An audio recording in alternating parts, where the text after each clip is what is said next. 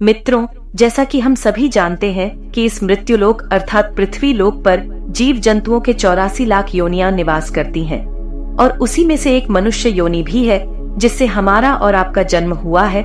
दोस्तों, जैसे कि हमने अक्सर कई विद्वानों को कहते सुना है कि मृत्यु के बाद प्राणी को उसके कर्मों के हिसाब से अगला जन्म मिलता है और जब कोई प्राणी अपने पिछले जन्म में अधिक से अधिक सत्कर्म करता है तो उसका जन्म मनुष्य योनि में होता है। परंतु मित्रों, धर्मशास्त्र की माने तो अन्य सभी योनियों की अपेक्षा जीव को मनुष्य योनि में ही सबसे ज्यादा कष्ट भोगना पड़ता है। आज की इस वीडियो में हम आपको यही बताने जा रहे हैं कि मनुष्य को माता के गर्भ से लेकर मृत्यु तक किस किस तरह के कष्ट भोगने पड़ते हैं, जिसका वर्णन भागवत पुराण में किया गया है। नमस्कार दोस्तों, दिव्य ज्ञान मार्ग चैनल पर आपका एक बार फिर से स्वागत है। मित्रों, जब भी कोई प्राणी मृत्यु के बाद मनुष्य की योनि में जन्म लेता है तो वह सबसे पहले ईश्वर द्वारा निश्चित पुरुष के वीर्यकरण के रूप में स्त्री के उदर में प्रवेश करता है। वहाँ एक रात्रि में स्त्री के रज में मिलकर एक बन जाता है, फिर 5 रात्रि में छोटे कण के रूप में परिवर्तित हो जाता है और उसके बाद धीरे धीरे अंडे के जैसे रूप में परिणित हो जाता है। इसी तरह 1 महीने में उसके सर निकल आते हैं, 2 मास में हाथ पांव आदि अंगों का निर्माण हो जाता है और 3 मास में नाक अर्थात नाखून अस्थि चर्म यानी त्वचा, स्त्री पुरुष के चिन्ह तथा अन्य छिद्र उत्पन्न हो जाते हैं। 4 मास में उसमें मांस उत्पन्न होने लगता है।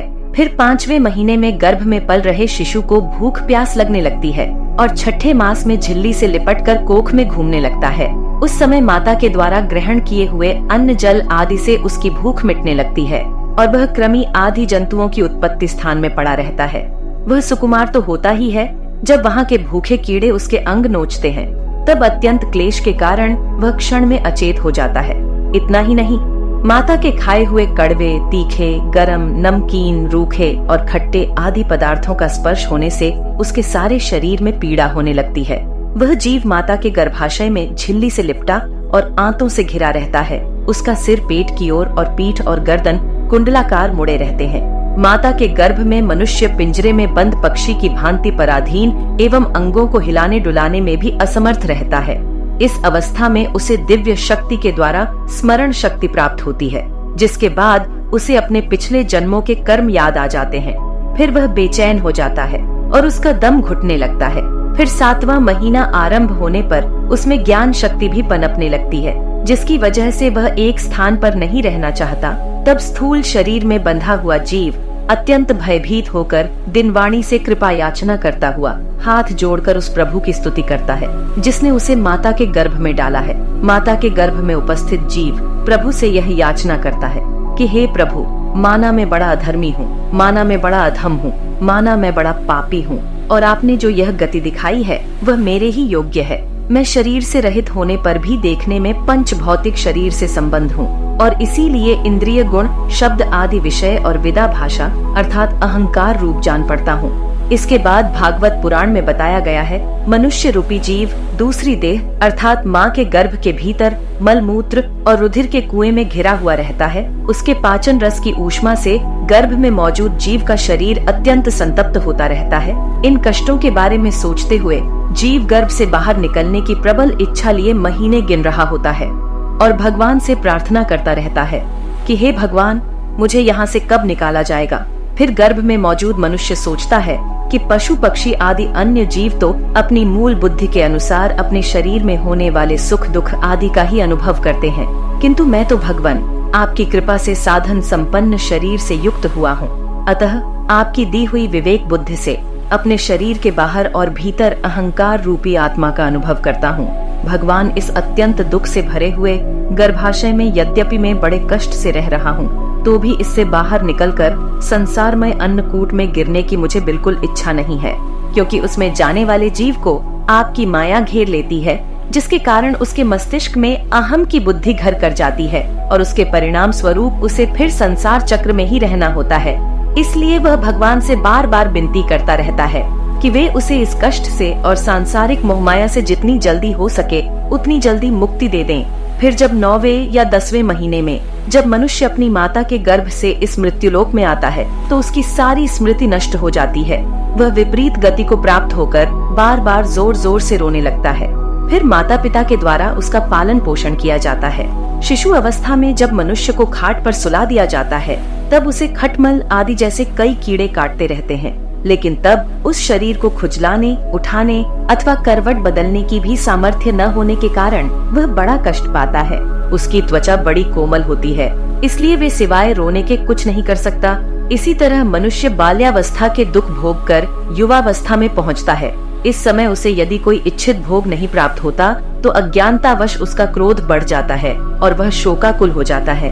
देह के साथ ही साथ अभिमान और क्रोध बढ़ जाने के कारण मनुष्य अपना ही नाश करने के लिए दूसरे कामी पुरुषों के साथ वैर कर लेता है। और इतना ही नहीं, खोटी बुद्धि और अज्ञानता के कारण मनुष्य में मेरेपन का अभिमान करने लगता है, जो शरीर से मृत्यु काल तक अनेक प्रकार के कष्ट ही देता है। उसी के लिए मनुष्य तरह तरह के कर्म करता रहता है, जिनमें बंध जाने के कारण इसे बार बार संसार चक्र में जन्म लेना पड़ता है। इतना ही नहीं, मनुष्य योनि में जन्म लेने के बाद यदि किसी मनुष्य का भोगों में लगे हुए विषय पुरुषों से समागम हो जाता है और वह उसी का अनुगमन करने लगता है, फिर पहले के समान ही वह फिर नरक योनि में जन्म लेता है, जिसके संग मनुष्य की पवित्रता, दया, वाणी का संयम, बुद्धि और इंद्रियों का संयम जैसे सद्गुण नष्ट हो जाते हैं। इसलिए भागवत पुराण में बताया गया है कि किसी भी मनुष्य को ऐसे लोगों के साथ मित्रता नहीं करनी चाहिए जो हमेशा स्त्रियों के साथ समागम में रत रहता हो, अशांत और मूढ़ अर्थात मूर्खो हो, क्योंकि जीव को किसी और का संग करने से ऐसा मोह और बंधन नहीं होता जैसा स्त्री और स्त्रियों के संगियों का संग करने से होता है। इससे जुड़ी एक कथा में बताया गया है कि एक बार परमपिता ब्रह्मा जी अपनी पुत्री सरस्वती को देखकर उसके रूप लावण्य से मोहित हो गए थे और उसके मृगी रूप में भागने पर उसके पीछे निर्लज्जता पूर्वक मृग रूप होकर दौड़ने लगे। इसलिए ऐसा कौन सा पुरुष हो सकता है जिसकी बुद्धि स्त्री रूपणी माया से मोहित न हो। इतना ही नहीं, स्त्री रूपी माया में इतना बल है कि वह अपने भ्रिकुटी अर्थात नयन से बड़े बड़े दिग्विजय वीरों को पैरों से कुचल देती है। जो पुरुष योग के परम पद पर आसीन होना चाहता हो अथवा जिसे मेरी सेवा के प्रभाव से आत्मा अनात्मा का विवेक हो गया हो, वह स्त्रियों का संग कभी न करे, क्योंकि उन्हें ऐसे पुरुष के लिए नरक का खुला द्वार बताया गया है। जो मनुष्य अपने जीवन में स्त्री में आसक्त रहता है तथा मृत्यु के समय भी स्त्री का ही ध्यान करता है, उसे अगले जन्म में स्त्री योनि प्राप्त होती है। मनुष्य रूपी जीवन पाकर यदि कोई मनुष्य जिस किसी भी जीव की हत्या अपने भौतिक सुखों को प्राप्त करने के लिए करता है, उसे अगले जन्म में उसी जीव की योनि में जन्म लेकर कष्ट भोगना पड़ता है। फिर मनुष्य की उम्र जब ढलने लगती है, अर्थात जब वह अपने जीवन के अंतिम पड़ाव में प्रवेश करता है, तो उसे इस जन्म में किए गए तब तक के कर्मों के हिसाब से इसी मृत्युलोक पर शारीरिक और मानसिक पीड़ा भोगनी पड़ती है। अर्थात यदि कोई मनुष्य अपने माँ बाप की बुढ़ापे में सेवा नहीं करता या फिर उसे घर से निकाल देता है, तो उसकी संतान भी बुढ़ापे में उसके साथ वैसा ही व्यवहार करती है जैसा उसने अपने माँ बाप के साथ किया था, और यह जीवन चक्र निरंतर चलता रहता है। और फिर जब मनुष्य मृत्यु शैया पर होता है तो उसे माँ के गर्भ की तरह ही एक बार फिर दिव्य शक्ति मिलती है और उसे अपने कई जन्मों के कर्म याद आ जाते हैं, जिसे जानने के बाद मनुष्य पुनः विलाप करने लगता है और भगवान से बार बार विनती करता है कि हे प्रभु, इस कष्ट रूपी जीवन चक्र से मुझे कब मुक्ति मिलेगी? मैं ऐसा क्या करूं जिससे मुझे आपके चरणों में शरण मिल सके? उस समय वह अपने द्वारा किए गए बुरे कर्मों को याद कर बार बार रोता भी है। वह सोचता है कि मैं अपने कर्मों के बारे में अपने परिवार वालों को बता देता हूँ, किंतु वह ऐसा नहीं कर पाता। तब भगवान उससे कहते हैं कि जब तुम्हारे पास अच्छे कर्म करने का वक्त था, उस समय तुम लोभ, काम, क्रोध से आसक्त होकर बुरे काम कर रहे थे, और अब जब तुम्हें कष्ट भोगना पड़ रहा है तो तुम मुझसे मुक्ति की आस करते हो।